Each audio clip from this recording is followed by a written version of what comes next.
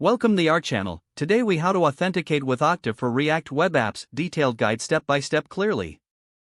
To authenticate with Okta for React web apps, first, create an account with Okta if you don't have one. Once logged into your Okta dashboard, navigate to the application section. Click on Add Application to create a new application. Select Web as the platform for your new application.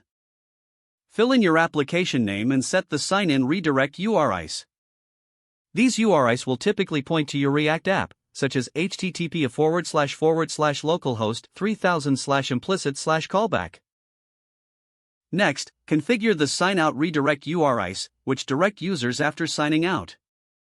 After configuring, click on the Done button to save your application settings. Navigate to the Dashboard tab to find your application's client ID and issuer. Now, open your React app in your code editor. Install the necessary Okta dependencies using npm or yarn. Use the command npm install at okta/oktareact at okta/okta-auth.js. Once installed, create a new file for your Okta configuration. In this configuration file, define your Okta client ID and issuer. Make sure to match these values with those from your Okta application settings. Next, set up routing for your React app using React Router. Import the Okta Auth and security components from Okta libraries in your app. Wrap your application in the security component to integrate Okta authentication. Create components for login and callback handling. In the login component, implement the login functionality using Okta's authentication methods.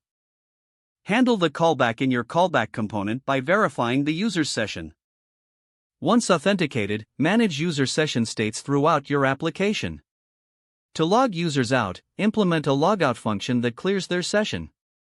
Finally, test your application thoroughly to ensure that Okta authentication is functioning correctly. Once confirmed, you are ready to deploy your React application with Okta authentication. If the page does not load, refresh the browser or try again in a private or incognito window.